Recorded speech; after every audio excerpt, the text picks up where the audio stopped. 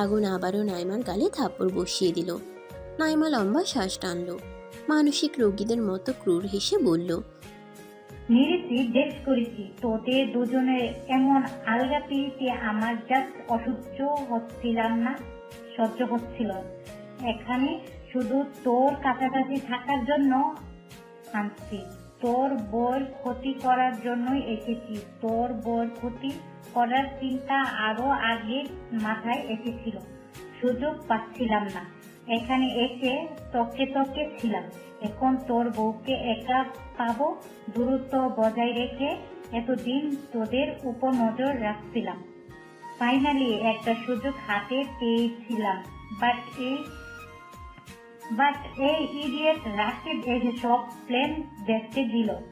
বলে এদিক ওদিক তাকিয়ে পাগলের মতো হো হো করে হাসতে লাগলো। তার মানে সন্ধ্যায় একদল লোক আমার চারপাশে ঘিরে ধরেছিল। তারা তোর ভাড়া করা ছিল যাতে ভিড়ের মাঝে তুই এক ফাঁকে মোমকে নিয়ে যেতে পারিস। নাইমা চওড়া হাসি দিয়ে বলল, হ্যাঁ। আগুন রাগে হিতাহিত জ্ঞান ভুলে সর্বোচ্চ শক্তি প্রয়োগ করে নাইমার তলপেট বরাবর লাথি মেরে দিল। গগন কাঁপিয়ে চিৎকার করে উঠল নাইমা। ব্যথার দরুন মুখ দিয়ে তরল লালা বেরিয়ে গড়িয়ে পড়ল চিবুকে। আগুন ধাক্কা দিয়ে নাইমাকে নিচে ফেলে দেয়। ছোট ছোট পাথরের টুকরোতে মুখ থুবড়ে পড়ে। ফর্সা মুখশ্রীর নরম চামড়া নানান জায়গায় থেতলে গিয়েছে। সেখান থেকে পানির কণার মতো ফোটায় ফোটায় রক্ত বের হচ্ছে। আগুন গাছের একটা শুকনো ডাল কুড়িয়ে এনে সেটা দিয়ে আকস্মিকভাবে এলো পাথারি নাইমার শরীরের উপর একের পর এক আঘাত করতে থাকে। নাইমা ধুলো বালিময় মাটিতে গড়াগড়ি করে চিৎকার করছে। আগুন সর্বশেষ মাথায় আঘাত করল। ডালটা শুকনো ছিল বলে মাথার শক্ত খুলির উপর পড়ায় ভেঙে গেল। আগুন দু কদম পিছিয়ে গিয়ে মাটিতে হাঁটু ভেঙে বসে পড়ল। নাইমার দিকে অগ্নিদৃষ্টি নিক্ষেপ করে চেঁচিয়ে বলল, বান্দির বাচ্চা, তোর শরীরের এত জ্বালা হলে আমাকে বলতি, আমি তোকে নিষিদ্ধ পল্লীতে রেখে আসতাম। এত বছরের নিয়ম ভঙ্গ করে আজ প্রথম তোর মতো নারী নামের কলঙ্ক একজন মেয়ের গায়ে হাত তুলেছি। সেটা করতে তুই আমাকে বাধ্য করেছিস। বলেছিলাম না এমন কিছু করিস না যাতে তোর গায়ে হাত তুলতে আমাকে দ্বিতীয়বার ভাবতে না হয়। বলেছিলাম কিনা? তবুও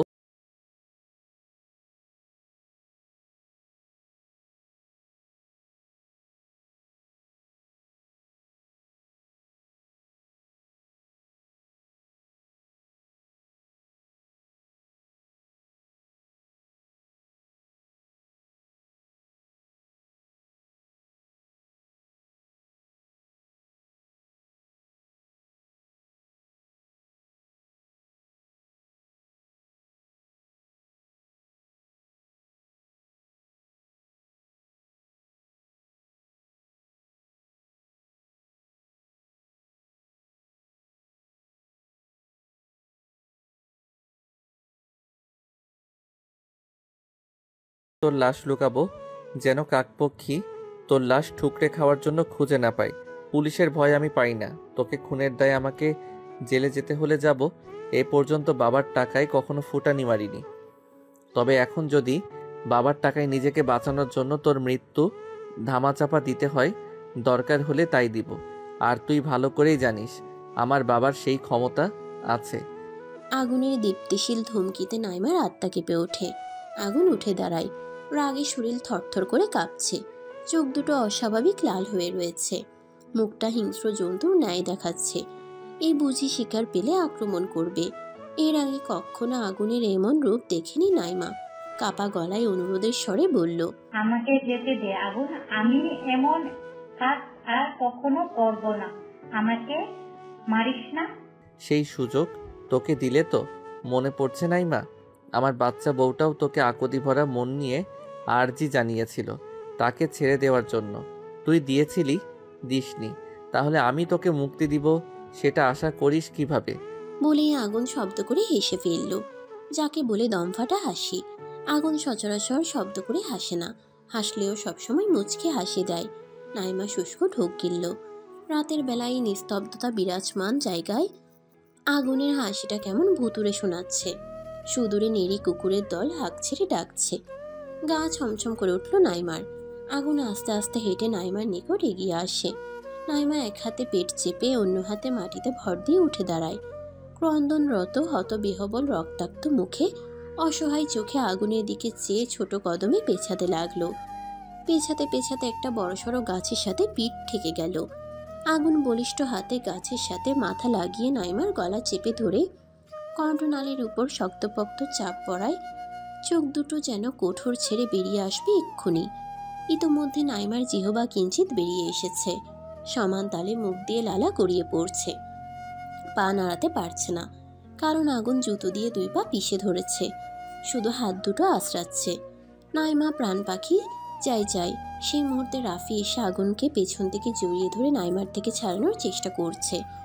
আগুনের শরীর যেন আজ অশরীরী আত্মা ভর করেছে, যার দরুন রাফি নিজেও বলিষ্ঠ স্বাস্থ্যের অধিকারী হওয়া সত্ত্বেও আগুনের সাথে পেরে উঠছে না। হোটেলে ফিরে কিছুক্ষণ পর পুনরায় আগুনকে হন্তদন্ত হয়ে হোটেল থেকে বেরিয়ে যেতে দেখে রাফি আগুনের পিছু নেয়। আগুন নাইমার কথোপকথন রাফির কানে পৌঁছেছে। রাফির মা ফোন করায় সে ওদের থেকে একটু দূরে দাঁড়িয়ে মায়ের সঙ্গে কথা বলছিল। কথা শেষ করে ফিরে এসে দেখে যা অঘটন ঘটার ঘটে গিয়েছে। অনেক চেষ্টার পর নাইমার থেকে আগুনকে সরিয়ে নিতে সক্ষম হলো রাফি। আগুন রাগের সাপের মতো ফুসফুস শব্দ তুলছে। অশ্রাব্য ভাষায় নাইমাকে গালাগালি করছে। রাফি আগুনকে শান্ত করতে বলল, স্যার, ভাবি তো অসুস্থ, সে রুমে একা আছে। আর আপনাকে প্রয়োজন। কি করতে যাচ্ছিলেন? আর একটু হলে উনি তো মারা যেত। আগুন তিরিক্ষি মেজাজ নিয়ে জানায়, ওর মরে যাওয়াই উচিত। শান্তশিষ্ট মানুষ হুট করে রেগে গেলে ভয়ঙ্কর রূপ ধারণ করে। আগুনকে এতটা রেগে যেতে রাফি কখনো দেখেনি, আর না নাইমা। রাফি আরো কিছু কথা বলে বুঝিয়ে শুনিয়ে ঠেলে ঠুলে আগুনকে হোটেলে পাঠিয়ে দেয়। আগুন যাওয়ার আগে নীরব ধমকিতে তর্জনী উছিয়ে নাইমাকে শাসাতে ভুলল না। রাফি এসে নাইমাকে ধরে, ওর মুখের দিকে চেয়ে তাচ্ছিল্য হেসে বলে, একটা সত্যি কথা বলি ডাক্তার ম্যাডাম, আমি আপনাকে বেশ কয়েক মাস আগে থেকেই পছন্দ করি। আগুন স্যার চাকরিতে জয়েন হওয়ার পর থেকেই কলেজে আপনার আনাগোনা ছিল। তখন আপনাকে দেখে ভালো লেগে যায়। আমি প্রথমে মনে করেছিলাম আপনারা দুজন দুজনকে ভালোবাসেন, তাই আপনাকে মুখ ফুটে আমার মনের কথা বলার সাহস পাইনি। পরবর্তীতে বুঝতে পারলাম আপনি আগুন স্যারকে পছন্দ করলেও সে আপনাকে করে না।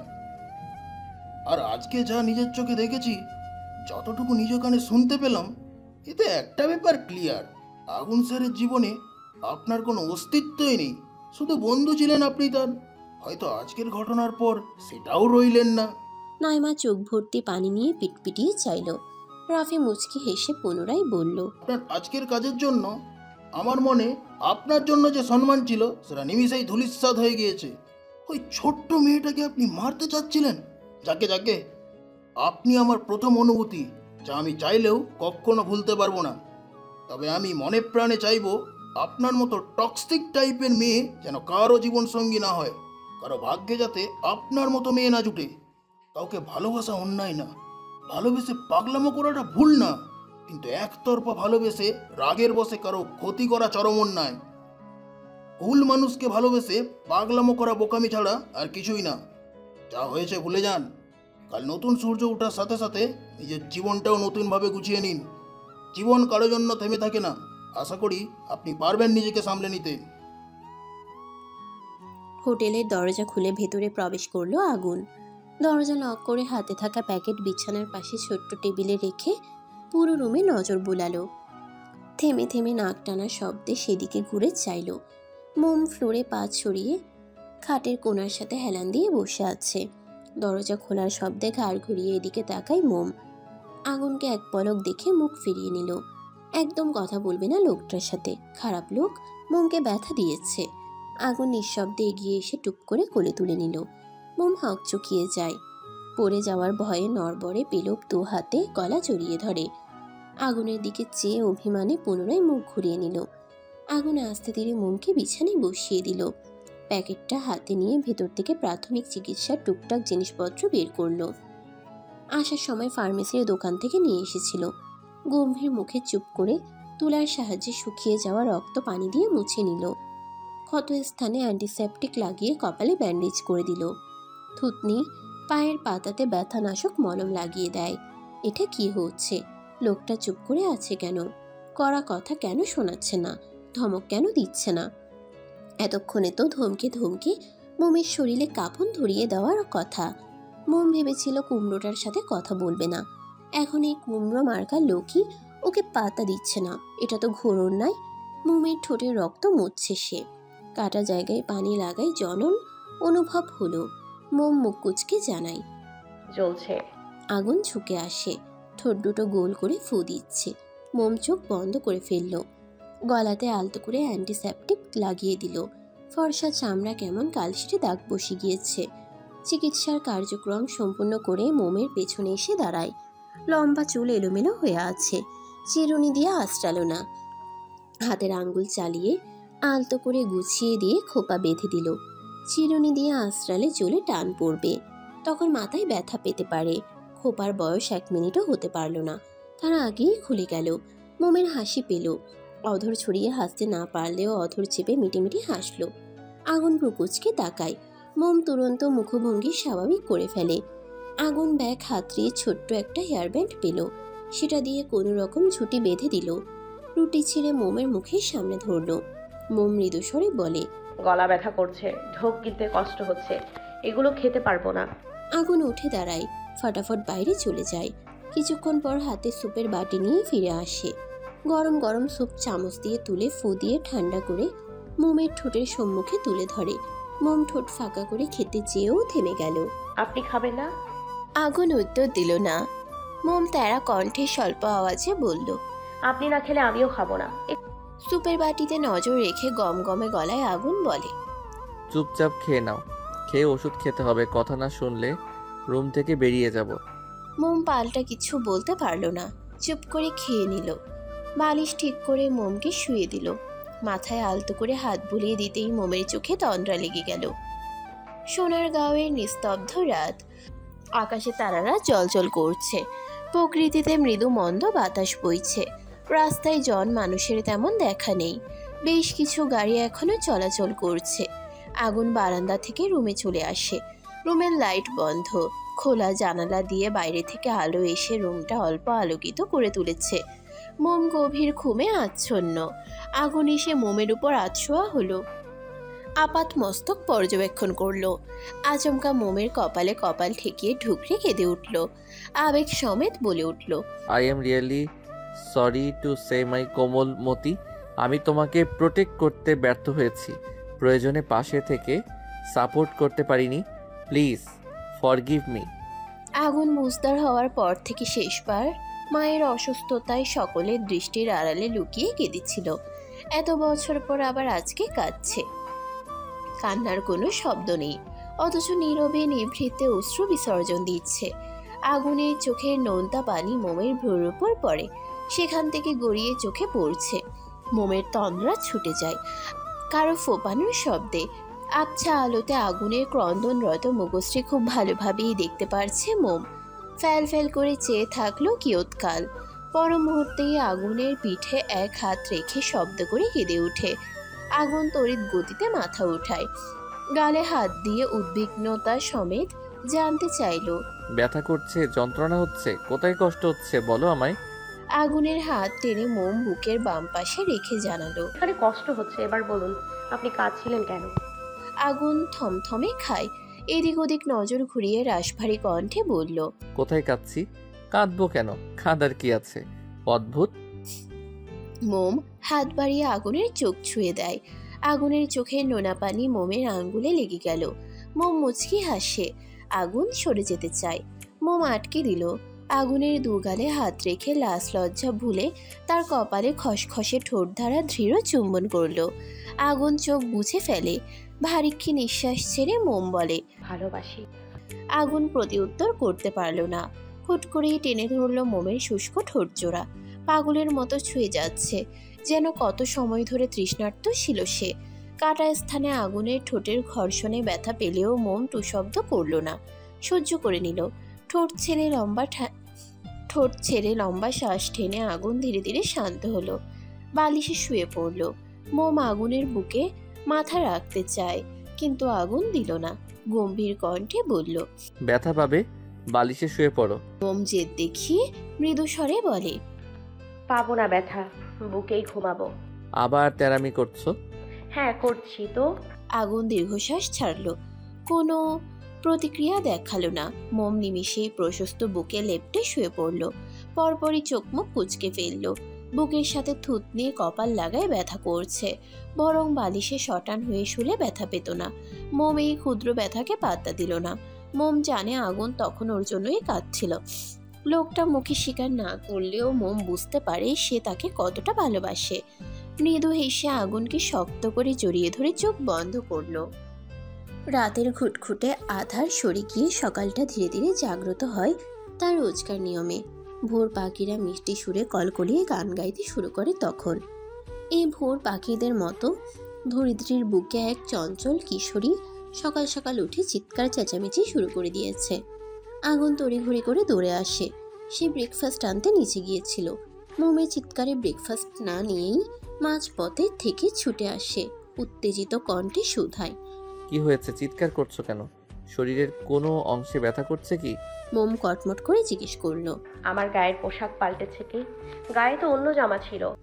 আগুন গম্ভীর কণ্ঠে বলে। আমি তোমার ড্রেস চেঞ্জ করেছি। মোম চোখ বড় বড় করে শুধালো। আপনি করেছেন? কেন করেছেন? কেন করব না? কালকের জামায় রক্ত লেগেছিল, সেটা পরে থাকতে নাকি? মোম কাঁদো কাঁদো গলায় বলল। তাই বলে আপনি আমার জামা পাল্টে দেবেন? আগুন চোখ ছোট ছোট করে তাকায়, রাশ ভারী গলায় বলল। আমি ছাড়া এখানে আর কে আছে যে তোমার ড্রেস চেঞ্জ করবে? মোমের মুখটা চুপসে যায়, বার কয়েক পলক ঝাপটায়। কখন করেছেন? রাতে যখন তুমি ঘুমিয়েছিলে। আপনার এত কষ্ট করার কি দরকার ছিল? আমাকে ডাকলে আমি নিজেই জামা পাল্টে নিতাম। আগুন ফোঁস করে শ্বাস টানে, গমগমে গলায় বলে। একটু সুস্থ হয়েছো কি হওনি? তোতা পাখির মতো বুলি আওড়ানো শুরু করে দিয়েছো। মোমের ব্যথা আগের তুলনায় অনেক কমে গিয়েছে, তবে আঘাত পাওয়া স্থান এখনো তরতাজা। আঘাতের জায়গায় চারপাশের চামড়া কুঁচকে জটলা বাঁধতে শুরু করে দিয়েছে। আশা করা যায় খুব শীঘ্রই ক্ষতস্থান শুকিয়ে যাবে। মরা চামড়া উঠে গিয়ে স্বাভাবিক চামড়ায় দেখা মিলবে। মোম চঞ্চল কণ্ঠে ঠোঁট উল্টে জবাব দিল। আপনি কি চান আমি চুপ করে থাকি? আমার কি বাক স্বাধীনতা নেই? আমি কথা বলবই। আমি তো আর আপনার মতো কুমড়ো মার্কা লোক না যে সারাক্ষণ গম্ভীর মুখে বসে থাকবো। আগুন বিরক্তিকর মুখভঙ্গিতে বলে। এসব লেম কথাবার্তার জন্য এভাবে চিৎকার করছিলে? কুমড়ো মার্কা লোক মানে কী সব ভাষা বলো তুমি? কার থেকে এসব শিখেছো? আর আমি তোমাকে বাক স্বাধীনতা দেই না বলছো? আচ্ছা বলো, তোমার যতক্ষণ মন চায় একা একাই বকবক করো, আমি চললাম। আগুন আর এক মুহূর্তও দাঁড়ালো না, খ্রস্ত পায়ে প্রস্থান করলো। মোমের ওষ্ঠ কিঞ্চিত ফাঁকা হয়ে গিয়েছে। ব্যাপারটা কি হলো? আগুন কি তাকে ইনডিরেক্টলি অপমান করলো? মোমকে কিছু বলতে না দিয়ে এভাবে ভাব নিয়ে চলে গেল। আশ্চর্য লোক তো। মোম নিঞ্চি কাটে, বিড়বিড় করে আগুনকে বকে দেয়। হোটেলের সিঁড়ি দিয়ে নিচে নেমে রাফিকে একা দাঁড়িয়ে থাকতে দেখে আগুন তার নিকট এগিয়ে যায়। রাফি অন্য মনস্কভাবে বাইরের কোলাহলপূর্ণ পরিবেশে তাকিয়ে আছে। আগুন পাশে এসে দাঁড়ালো, গলা খাকারি দিয়ে জিজ্ঞেস করলো। কি নিয়ে চিন্তা করছেন মিস্টার রাফি?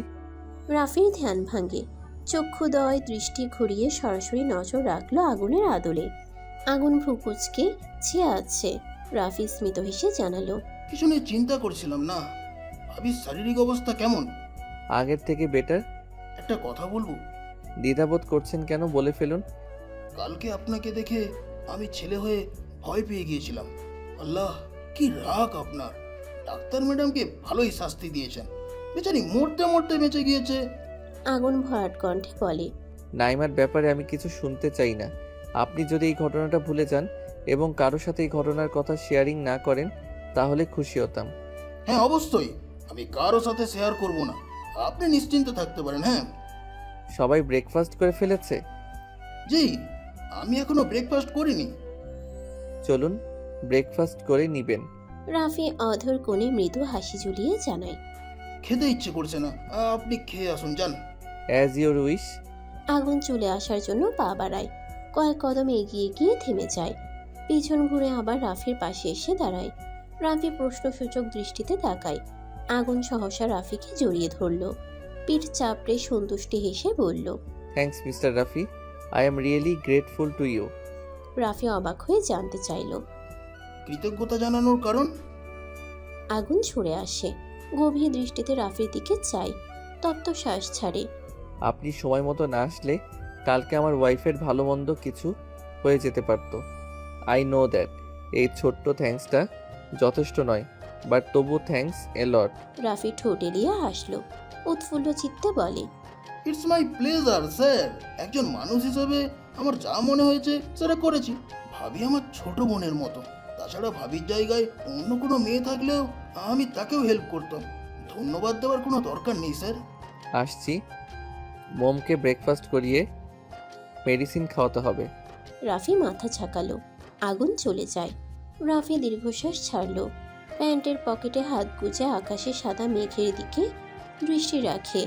সেখানে নজরে আসছে একটা পাখি একা একা উড়ে যাচ্ছে। কোথায় যাচ্ছে রাফি জানে না।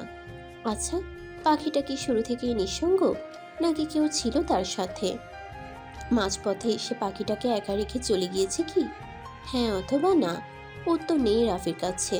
রাফিও তো স্বল্প সময়ের মধ্যে কারো মায়ায় আটকে ছিল, কারো সঙ্গ পাওয়ার তীব্র বাসনা মনে লালন করেছিল। কাউকে একান্ত নিজের করে একজন থেকে দুজন হতে চেয়েছিল, সেটা আর হলো কই।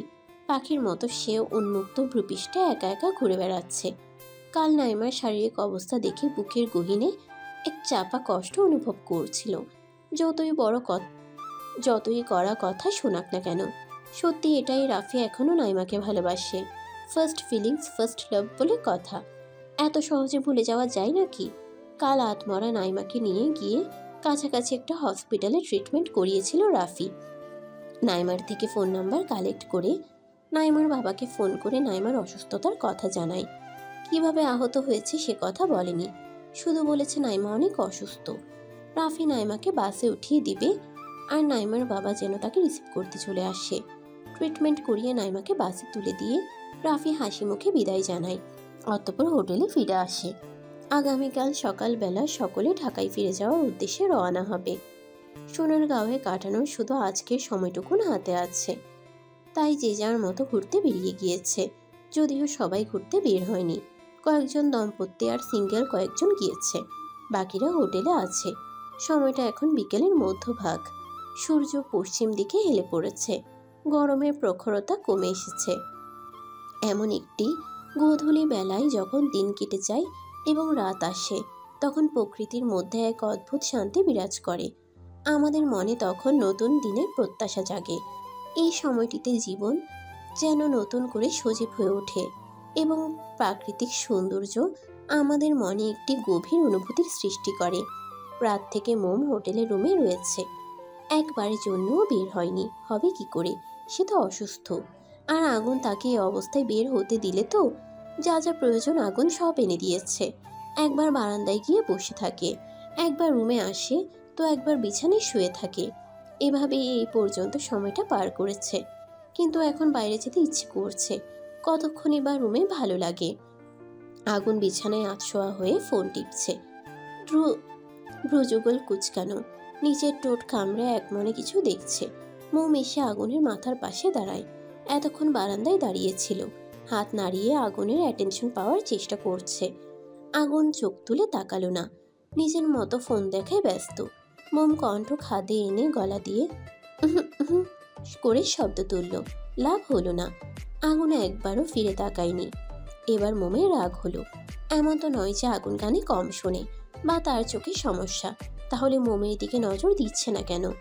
এত ভাব দেখায় কেন লোকটা? মোম ফুঁসে উঠে টান দিয়ে আগুনের ফোনটা নিয়ে নিল। আগুন সোজা হয়ে বসলো, বিরক্ত মুখভঙ্গিতে তাকায়। গম্ভীর কণ্ঠে বলে, ফোন নিয়েছো কেন? এদিকে দাও। না, দিব না। কেন দিবে না? মোম দাঁত চেপে কটমটিয়ে তাকায়, গোমরা মুখে বলল, আমি কখন থেকে আপনাকে ডাকছিলাম, শুনতে পাননি? মিথ্যা কথা, তুমি আমাকে ডাকোনি। ডাকিনি মানে কি? হ্যাঁ, মুখের সামনে হাত নাড়ালাম, গলা খাকারি দিলাম, তবুও বলছেন ডাকিনি? আগুন ভাবলেশহীনভাবে জানায়, না ডাকোনি। এরকম করলে কিভাবে বুঝবো তুমি আমার মনোযোগ আকর্ষণের চেষ্টা করছো? আমি তো জানি এরকম অদ্ভুত আচরণ যারা মৃগী রোগী তারা করে। মোমের রাগ এবার আকাশচুম্বী। মোমকে মৃগী রোগীর সঙ্গে তুলনা করলো এই লোক। রাগে কিচকিচ করতে করতে আগুনের ফোনটা বিছানার উপর আছাড় মারল। নিজের বিছানায় উঠে একপাশে গুটিসুটি মেরে শুয়ে পড়ল। আগুন ফোনটা হাতে তুলে নেয়। বউটা কত লক্ষ্মী, আগুনের কতগুলো টাকা বেঁচে গেল। অন্য বউদের মতো ফোন ফ্লোরে আছাড় মারলে আজকে এই ফোনের শ্রাদ্ধের ব্যবস্থা করতে হতো। আগুন আর চোখে ওদিকে ফিরে শুয়ে থাকা অভিমানী বউয়ের দিকে তাকায়। ফোন সাইডে রেখে মিটিমিটি হেসে মোমের নিকট এগিয়ে যায়। কোমর টেনে একদম নিজের সাথে লাগিয়ে নিল। মোম ছাড়া পাওয়ার জন্য মুচড়া মুচড়ি করছে। আগুন শক্ত করে জড়িয়ে রাখলো। মোমের কানের পিঠে চুমো দিয়ে ফিসফিস করে বলল, এত রাগ ভালো না পিচ্ছি, এবার বলো কি বলতে চাচ্ছিলে? মোম উত্তর দিল না। গাল ফুলিয়ে রুমের দেয়ালের দিকে চেয়ে আছে। কি হলো, কথা বলছো না কেন? মোম এবারও নিশ্চুপ রইল। মোমকে ঘুরিয়ে সম্পূর্ণ নিজের দিকে ফিরিয়ে নিল আগুন। কপালে আলতোভাবে চুমু খেলো।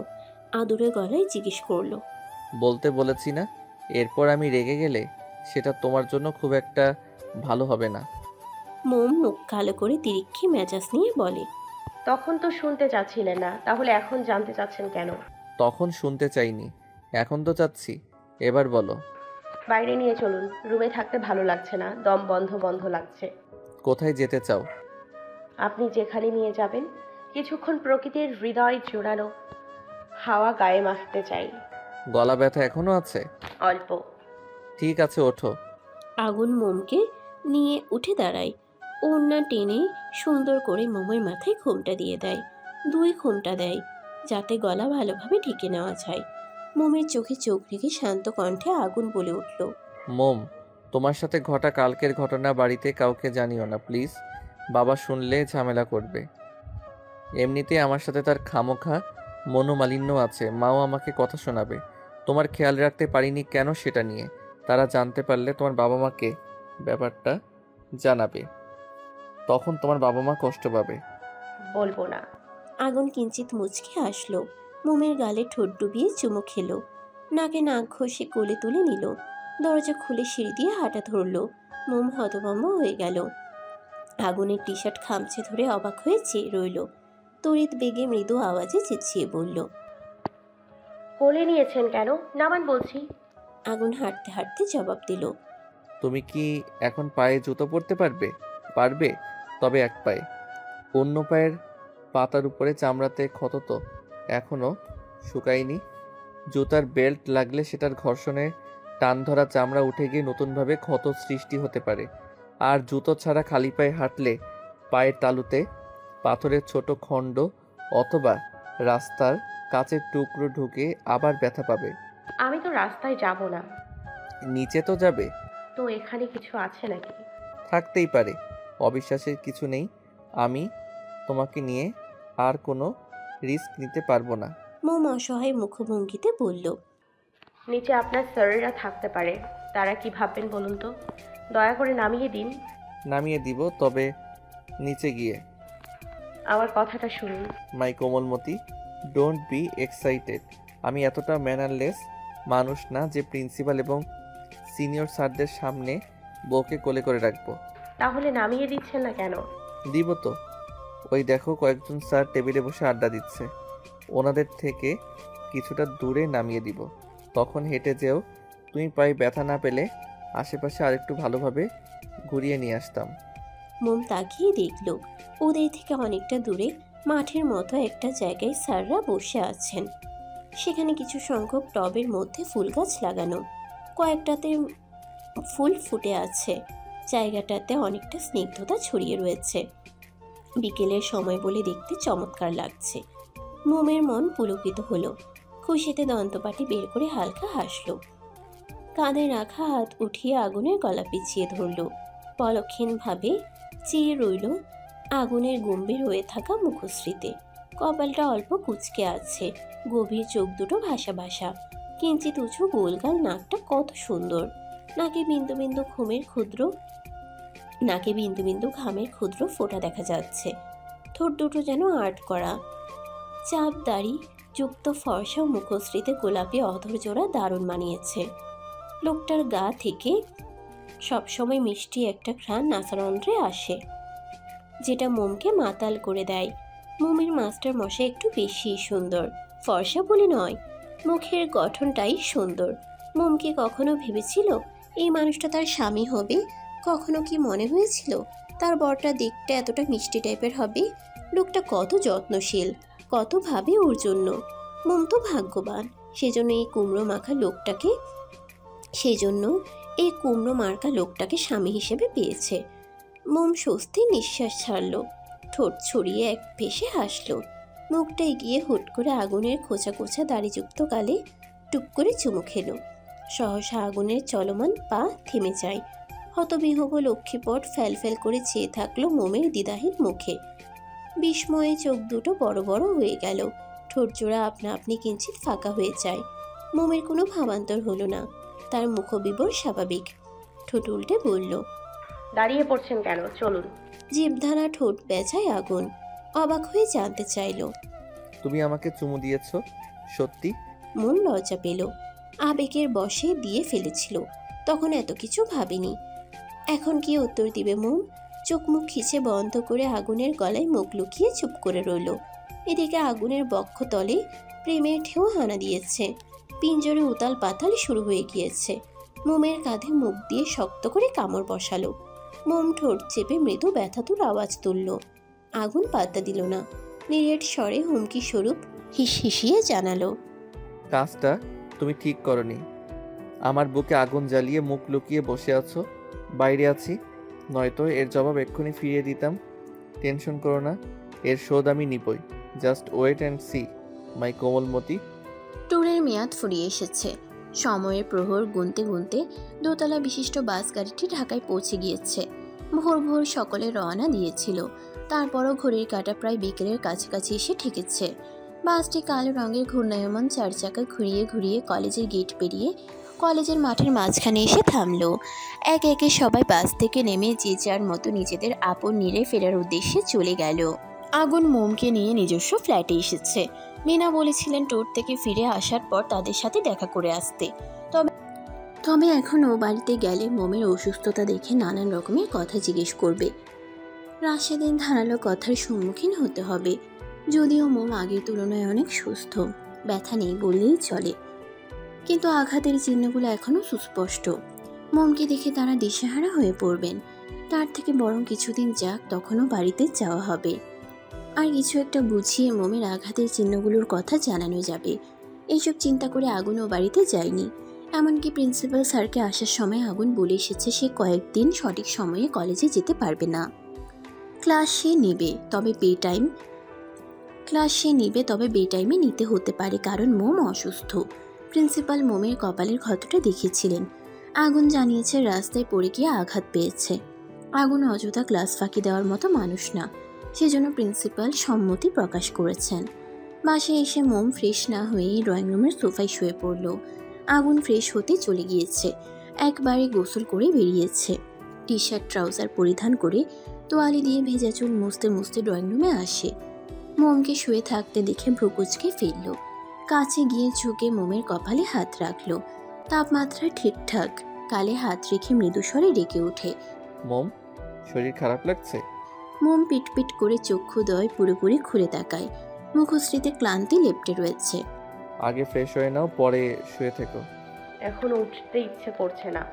আগুন ভরাট কণ্ঠে বলল, উঠতে হবে, ফ্রেশ হলে ভালো লাগবে। মোম অলস ভঙ্গিতে উঠে বসল। চোখে তার ঘুম পাখিরা হানা দিয়েছে। মুখটা চুপসে আছে। ডাগর ডাগর আখি জোড়া বুঝে আসতে চাচ্ছে। মেয়েটা জবরদস্তি খুলে রাখার আপ্রাণ চেষ্টা করছে। আগুন তীক্ষ্ণ দৃষ্টিতে চেয়ে তার কোমল মতির গোলগাল মুখবিবর পর্যবেক্ষণ করল। হাত বাড়িয়ে মোমকে পাজা কোলে তুলে নিল। মোম আগুনের কাঁধে মাথা এলিয়ে দিল। মেয়েটার আখিতে ঘুম লুটোপুটি খাচ্ছে। মোমকে নিয়ে আগুন সোজা ওয়াশরুমে ঢুকে গেল। কোল থেকে নামিয়ে ঝর্ণা ছেড়ে দেয়। পানির সংস্পর্শ পেতেই মোম তড়াক করে চোখ খুলে চায়। ঘুম ছুটে যায় পুরোপুরি। আকস্মিক পানি গায়ে লাগাই ভয় পেয়ে যায়।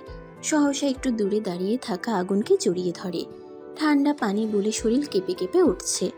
ঝর্ণার পানি দিয়ে মোমের সাথে সাথে আগুনও ভিজে যাচ্ছে। আগুন দীর্ঘশ্বাস ছাড়ল। মোমের গায়ের পানিতে তার টি শার্ট ভিজে গিয়েছে। ব্যঙ্গ করে বলে উঠল, আগেই বলতে পারতে একসাথে গোসল করতে চাও, তাহলে অন্তত আমাকে দুবার গোসল করতে হতো না। মোম মিনমিন করে বলল, আপনি যে আমাকে সরাসরি ওয়াশরুমে নিয়ে আসবেন আমি জানতাম নাকি। ভয় পেয়ে গিয়েছিলাম। তুই সব কিছুতে এত ভয় কেন পাও? পানির সংস্পর্শে এসেও তোমার ভয় লাগছে? মোমের থেকে আশাবাদী উত্তর পাওয়া গেল না। চুপ করে রইল সে। আগুন আর কিছু বলল না। মোমকে গোসল করিয়ে পোশাক এনে দিল। আগুন গিয়ে রুমে চেঞ্জ করে নিল। আইমানের ভার্সিটির পেছনে সে পুকুর পাড়ের বেঞ্চে বসে আছে আনিকা। বসে থাকতে থাকতে মেয়েটার কোমর অসাড় হয়ে আসছে। বিরক্তিতে মাথা চাড়া দিয়ে উঠছে। অপেক্ষা করতে আর ধৈর্য কুলাচ্ছে না। বসা হতে দাঁড়িয়ে পায়চারি করতে লাগলো। এদিক ওদিক ঘাড় নাড়াচ্ছে, অথচ আইমানের কোনো হদিস নেই। রাগের মাথা ক্রমাগত বৃদ্ধি পাচ্ছে। একটা গাছের পাশে দাঁড়িয়ে গাছের পাতা ছিঁড়তে শুরু করলো। আবার কখনো নখ দিয়ে গাছের ছাল খুঁড়তে লাগলো।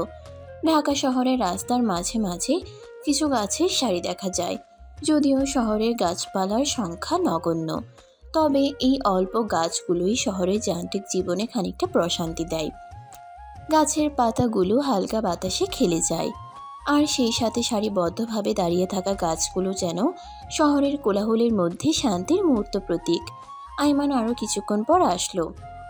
আইমানকে দেখে আনিকার আগে ফুসফুস করতে করতে বলল, কখন আসতে বলেছেন? আর আপনি এখন আসছেন? দেরি করেই যখন আসবেন তাহলে এত তাড়াতাড়ি আসতে বললেন, কি দরকার ছিল? আইমান হাঁপাচ্ছে। দৌড়ে এসেছে বলে নিঃশ্বাস দ্রুত গতিতে হচ্ছে। ঘন ঘন শ্বাস টানছে। ভার্সিটির ব্যাগটা কাঁধ থেকে নামিয়ে বেঞ্চে বসে পড়ল। বোতল বের করে ঢক ঢক করে পানি খেয়ে শান্ত হলো। আনিকাকে ইশারায় পাশে বসতে বলল। আনিকা বসলো। আইমান ব্যগ্র গলায় বলে ওঠে, টাইম মতোই আসতে চেয়েছিলাম, কিন্তু স্পেশাল ক্লাস ছিল, সেজন্য আসতে লেট হয়ে গেছে। ক্লাস না করেই চলে আসতে চেয়েছিলাম, তবে স্যারের জন্য সম্ভব হয়নি। খুব খুব খুব সরি। ওকে, এবার বলুন কেন ডেকেছেন? কেন ডেকেছি মানে? তোমার দেওয়ার টাইম শেষ, ভুলে গিয়েছো? না, বলিনি। বলো, কি সিদ্ধান্ত নিয়েছো? কিসের সিদ্ধান্ত? আইমান ভ্রুকুচকে ফেলল। চওড়া গলায় শুধালো, বুঝেও না বুঝার মতন ঢং করছো? তোমাকে ভাবার জন্য আমি সময় দিয়েছিলাম, আমাকে ভালোবাসো কি না সেটার জন্য। ভালো না বাসলেও প্রবলেম নেই, আমার একার ভালোবাসাই যথেষ্ট। শুধু বিয়ের জন্য হ্যাঁ বললেই চলবে। আনিকা ভেঙচি কাটে ব্যঙ্গাত্মক স্বরে জবাব দিল, রাজি না হলে কি করবেন? এমনভাবে বলছেন যে আমি আপনাকে গ্রহণ করতে বাধ্য। অবশ্যই তুমি বাধ্য, আমি ছাড়া তোমার সেকেন্ড কোনো ওয়েই নেই। সো ফাউতাবাজি বাদ দিয়ে আসল কথা বলো। আনিকা ভাবলিসহীনভাবে জানালো, আপনাকে আমার পছন্দ না। আইমানও ফটাফট মুখ ঝামটি মেরে উত্তর দিল, আমাকে পছন্দ নাকি সেটা আমি জানতে চাইনি।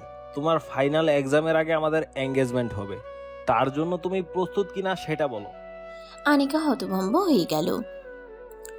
ঝাঁস নিয়ে তিরিক্কি মেজাজে বলে, যেখানে আমি আপনাকে পছন্দই করি না, সেখানে আপনার সাথে এঙ্গেজমেন্টের জন্য হ্যাঁ বলবো কিভাবে? ভারী আশ্চর্যজনক মানুষ তো আপনি। বেশি কথা ভালো লাগছে না, আজকে লাঞ্চ করিনি, ক্ষুধায় পেটের ভিতর ইন্দুর দৌড়াচ্ছে। তুমি মেয়ে, ভাঙবে কিন্তু মচকাবে না।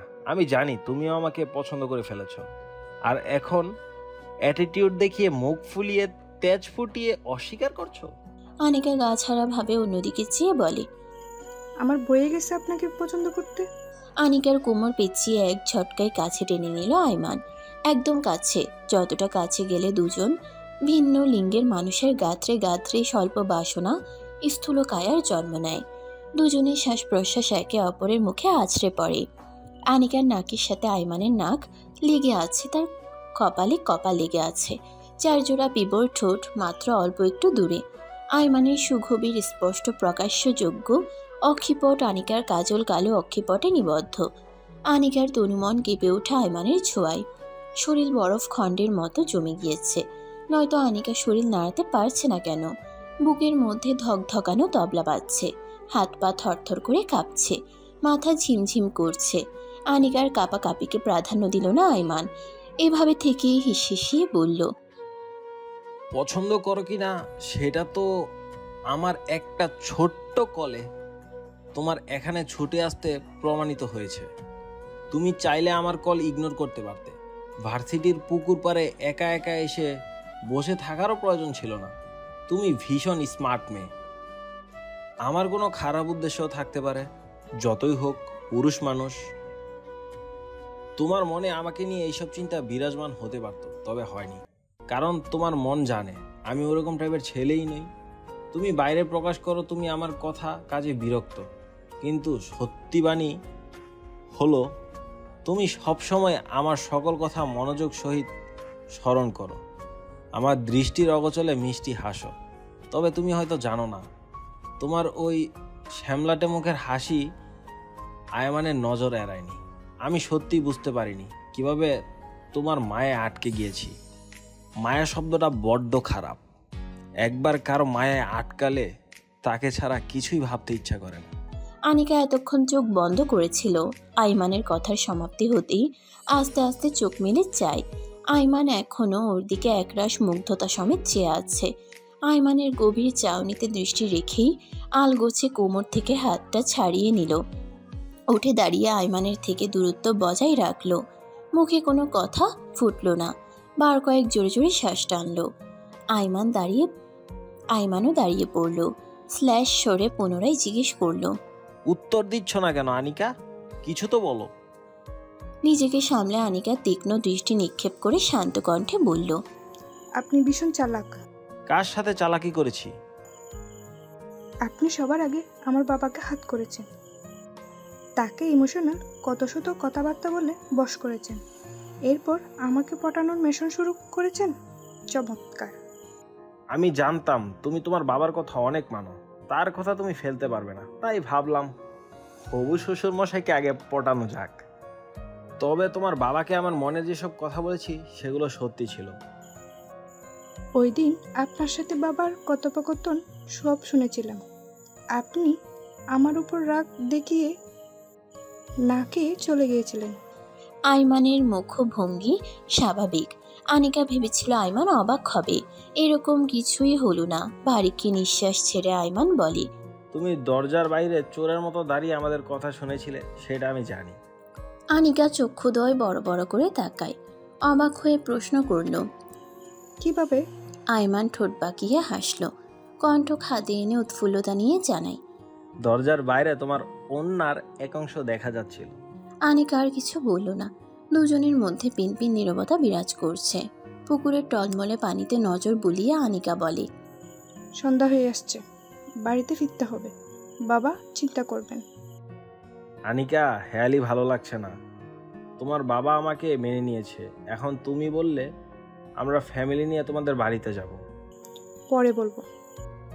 পরে না, এখন বলো। ভাবার জন্য তো এতদিন সময় দিয়েছিলাম। আমার পরীক্ষা শেষ হোক। তাছাড়া আপনার অনার্স এখনো কমপ্লিট হয়নি। এক্ষুনি বিয়ে করে বাসর করে ফেলতে চাচ্ছ নাকি? জাস্ট এঙ্গেজমেন্ট করে রাখবো। একটু থেমে উচ্ছ্বসিত কণ্ঠে আইমান হাসি মুখে বলল, ও, তার মানে তুমি রাজি? আমাদের পরীক্ষার জন্য দ্বিধায় ভুগছ? আনিকা থমথমে খায়। শুষ্ক ঢোক গিলল। ভেতরের উত্তেজনা আইমানের সামনে প্রকাশ করল না। গম্ভীর কণ্ঠে বলল, মোটেই না। আপনাকে তো আমার সহ্যই হয় না। আমার বাবা যেহেতু আপনাকে পছন্দ করে আর আপনি স্যাসরার মতো আমার পিছু পিছু ঘুরেন, তাই দয়া করিয়ে ভাবছি আপনার কথায় রাজি হয়ে যাব। আইমান চোয়াল শক্ত হয়ে ওঠে। চেঁচিয়ে বলে উঠল, ও হ্যালো, এখনকার মেয়েরা বাবার কথায় নাচে না, নিজেদের পছন্দের ছেলেকেই বিয়ে করে। ওইসব ফাউল এক্সকিউজ অন্যদের বলো, আমাকে না। তুমি আমার প্রেমে পড়ে গিয়েছ, ওভার অ্যাটিটিউডের ঠেলায় স্বীকার করছো না।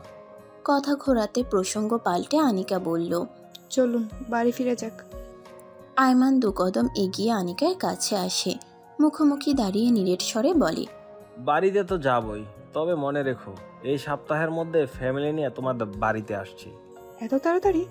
আইমান সিরিয়াস কণ্ঠে বলল, আমার অপেক্ষা সহ্য হচ্ছে না, ধৈর্য শক্তি কম। কতদিন আর সিঙ্গেল থাকবো? আজ 22টা বছর ধরে বউ বাচ্চার মুখ দেখিনি, কষ্ট হয় খুব। বলো, আপনার কি মাথা টাথা খারাপ হয়ে গেছে? আমার মাথায় ঠিক আছে, মেবি তোমার মাথায় ঠিক নেই। এখনো সিঙ্গেল জীবন পার করছো, লজ্জা করছে না তোমার? আনিকার চক্ষু কপালে উঠে গেল। বিস্ময়ে কিং কর্তব্য বিমর্ষে। বলে কি এই ছেলে, শেষে কিনা এক মেন্টাল ছেলে তার কপালে জুটেছে। ঝাঁঝালো গলায় বলল, এসব কি আজে বাজে বকছেন আপনি? সিঙ্গেল থাকতে লজ্জা কেন তো করবে? সবে ইন্টার সেকেন্ড ইয়ারের স্টুডেন্ট আমি। এত ছোট থাকতে বিয়ে করার কি আছে? আইমান ঠেস মেরে ঠোঁট উল্টে বলে, উলি আমালে কচি খুকি চুনালি, তুমি নিজেকে ছোট ভাবছো? জানো, আমার বড় ভাইয়ের বউ বয়সে তোমার থেকে অনেক ছোট, 10ম শ্রেণীতে পড়ে। সে আমার ভাইকে বিয়ে করে বাসর করে ফেলেছে। আমাকে বলছেন কেন? তোমাকেই তো বলবো, কারণ তুমি ভাবির থেকেও বড়, বুঝদার মেয়ে মানুষ।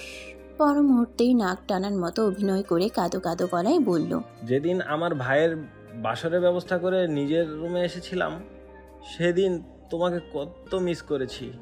মেয়েদের প্রতি আকর্ষিত না হয়েও আমার ভাই কচি বউ পেয়ে রুম থেকে বেরোতেই চায় না।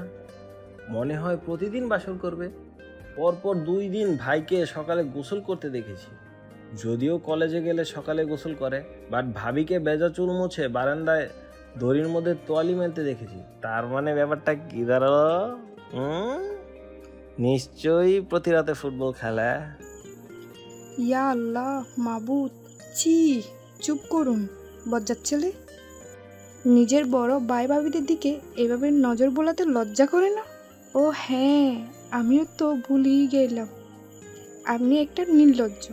লজ্জাও আপনাকে দেখে লজ্জা পাবে। আইমান চনমনে চিত্তে দাম্ভিকের সহিত বলল, আমি তোমাদের দিকে নজর রাখতে যাব কেন দুঃখে? বেডরুমের দরজা খোলা ছিল, ভাইকে ডাকতে গিয়েছিলাম। তবে তুমি অত চাপ নিও না, মেয়েদের প্রতি আমার কোনো ইন্টারেস্ট নেই। আমার এঙ্গেজমেন্ট হলে তোমার হাতটা পর্যন্ত স্পর্শ করব না, দূরত্ব মেনটেন করে চলবো। শুধু মাঝে মাঝে 2-1টা চুমু খাবো, এই আর কি। এছাড়া বেশি কিছু করব না। যা করার বিয়ের পর করব। After all I am innocent boy. বলেই ঝুঁকে আনিকার গালে টুপ করে একটা চুমু খেলো। সময় ব্যয় করলো না, তুরন্ত পেছন ফিরে হাঁটা ধরলো। যেতে যেতে হাঁক ছেড়ে আনিকাকে তার পিছু পিছু পা চালাতে বলল। এদিকে আনিকা হা হয়ে তাকিয়ে আছে। আইমানের ভেজা চুমো আনিকার মসৃণ গালে লেপ্টে রয়েছে। আনমনে এক হাত গালে রাখলো আনিকা, যেখানটায় আইমান চুমু খেয়েছে। ফ্যাল ফ্যাল করে আইমানের যাওয়ার দিকে চেয়ে রইল। নিজে হাঁটতে বেমালুম ভুলে গেল। মস্তিষ্কের ভেতর আইমানের অগোছালো বাক্যগুলো দাপাদাপি করছে। এঙ্গেজমেন্ট হলে দূরত্ব মেনটেন করবে, অথচ চুমো খেতে কোনো সমস্যা নেই। গরমের রাতের আকাশ এবং প্রকৃতির সৌন্দর্য একটি বিশেষ অভিজ্ঞতা, যা মনকে প্রশান্তি ও শান্তি দেয়। দিনের গরম তাপের পর যখন রাতের অন্ধকার সব কিছু গ্রাস করে, তখন প্রকৃতি এক নতুন রূপে ধরা দেয়। আগুন বুকে হাত গুজে মোমের পাশে শটান হয়ে দাঁড়িয়ে সে খাতায় কিছু লিখছে। আগুন গম্ভীর কণ্ঠে জানতে চাইল। মোম হকচকিয়ে যায়। তুরন্ত খাতাটা বন্ধ করে ফেলল। জোরপূর্বক হেসে বলল, এই তো আর একটু। আগুন ধারাম করে টেবিলে হাতে থাকা স্টিলের স্কেল দিয়ে শব্দ তুলল। কাঠের ডিজাইনার কাঠামো টেবিলটা ভূমিকম্পের ন্যায় কেঁপে উঠল। সাথে মোমের পাতলা শরীর গমগমে গলায় প্রশ্ন করল, গত 2.5 ঘন্টা ধরে একই কথা বলছো, আরেকটু। এখনও তোমার পড়া শেষ হয়নি? পড়াটুকুন সোনারগাঁয়ে যাওয়ার আগে দিয়েছিলাম। এতদিন কি করেছো? পরীক্ষার সময় যে ঘনিয়ে আসছে, মাথায় আছে কি? কিছু বলি না বলে মাথায় চড়ে বসেছো, কথা গায়ে মাখো না। মোম চুপসানো মুখে ভীতিকর নজরে বলে, কোথায় আপনার মাথায় চড়েছি? আমি তো চেয়ারে বসে আছি। আগুন ভেবাচেকা খেয়ে গেল। সে সিরিয়াস কথা বলছে আর এই মেয়ে ফোঁস করে তপ্ত শ্বাস টানল। তীক্ষ্ণ দৃষ্টিতে টেবিলে রাখা খাতার উপর মোমের হাতটা পরোক্ষ করল। শক্ত করে খাতাটা ধরে রেখেছে। দেখি খাতাটা দাও তো। মোমের ছোট্ট কায়া ধরফরিয়ে ওঠে। শুষ্ক ঢোক গিলে মেকি হেসে বলল, খাতা নিয়ে আপনি কি করবেন? সেটা আমি বুঝে নিব। মন দিল না। আগুনে অপেক্ষা করল না, টান দিয়ে খাতাটা নিয়ে গেল। অল্প সংখ্যক পৃষ্ঠা উল্টাতেই চোখের সামনে দৃশ্যমান হলো এবড়ো থেবড়ো আঁকা একটা মানুষের ছবি। ছবিটার নিচে গোটা গোটা অক্ষরে লেখা গুলো আগুন স্বীয় কণ্ঠস্বরে উচ্চারণ করলো। কুমড়ো মার্কা গোমরামুখ মাস্টার মশাই, আপনি এত রাগী কেন? কথায় কথায় ধমক দেন কেন? আপনি যখন ধমক দেন তখন আমি পচা পান্তা ভাতের স্বাদ পাই। যখন রাগী গলায় কথা বলেন তখন আমি অটোরিকশার ঠেরের ঠেরের আওয়াজ শুনতে পাই।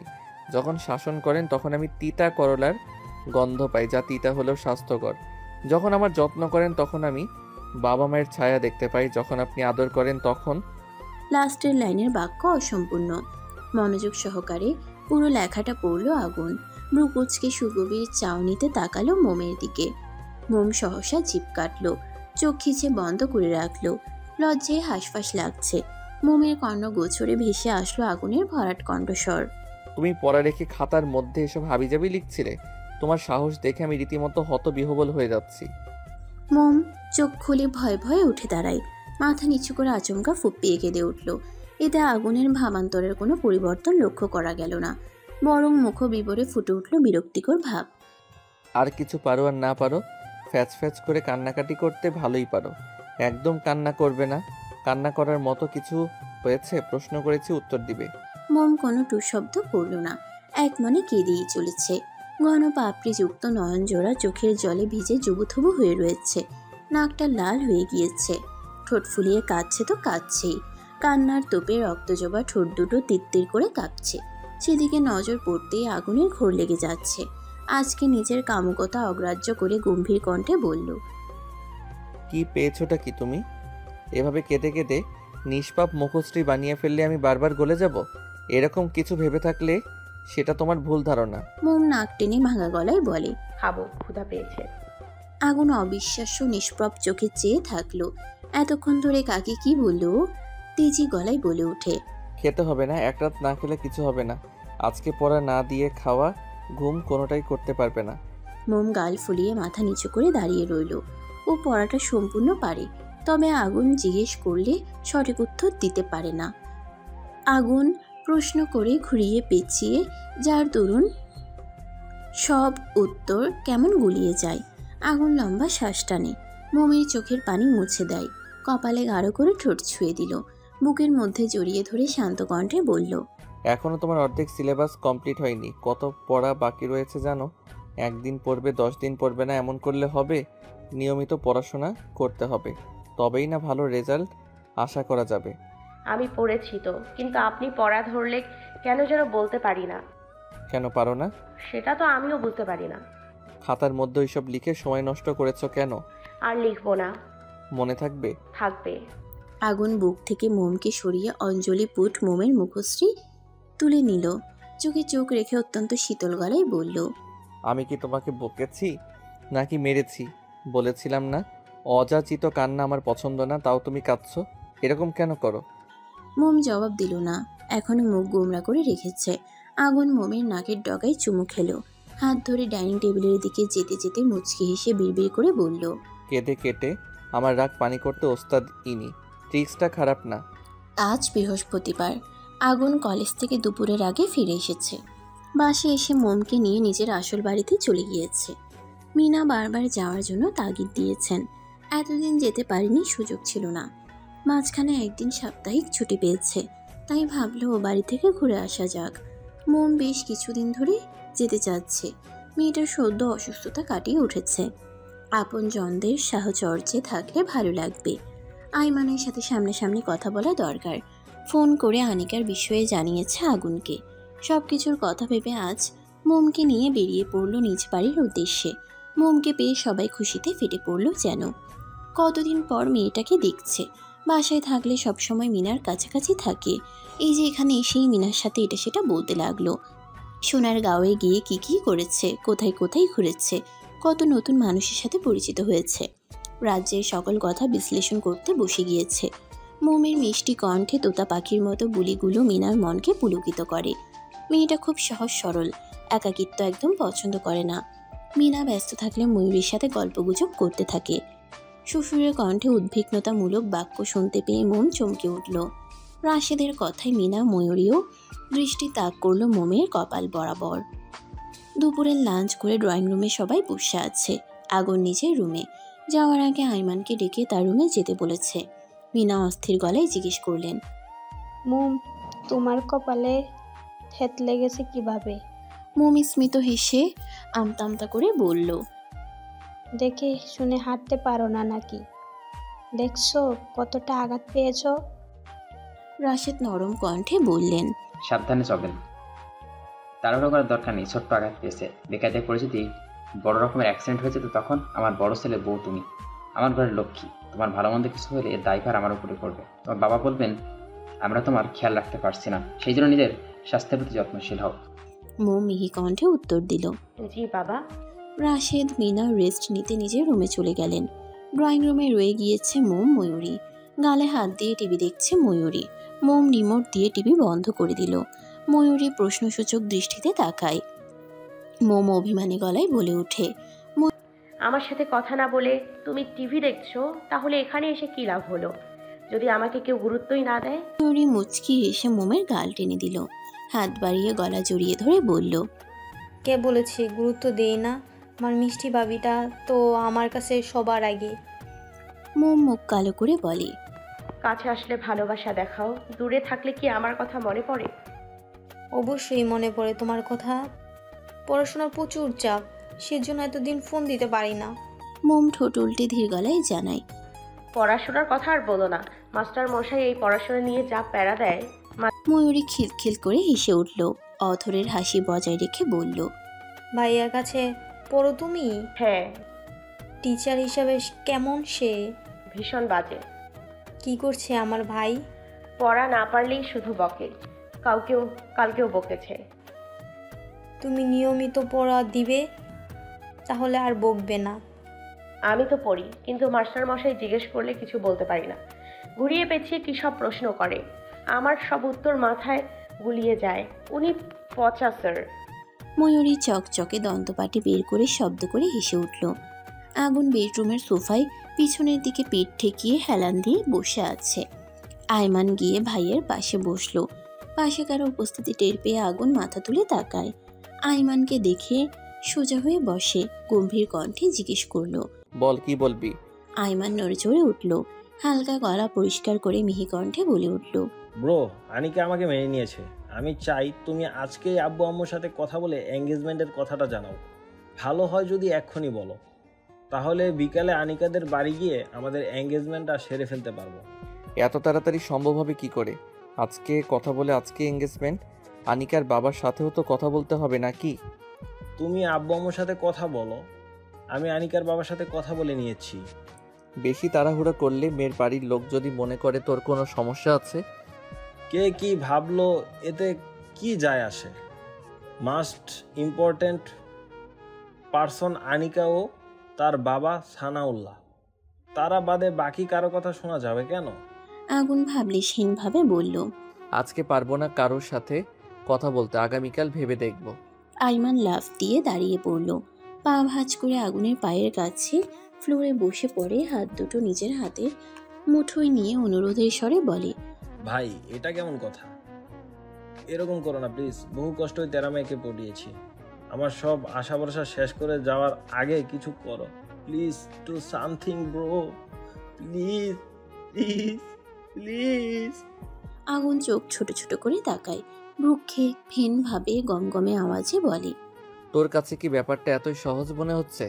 আমি বাবাকে গিয়ে কি বলবো যে বাবা, তোমার ছোট ছেলের পড়াশোনা রেখে তার মাথায় বিয়ের ভূত চেপেছে, তাকে জলদি জলদি বিয়ে করিয়ে দাও, আর বাবা হাসতে হাসতে তোকে বিয়ে করিয়ে দিবে, কি তাই তো?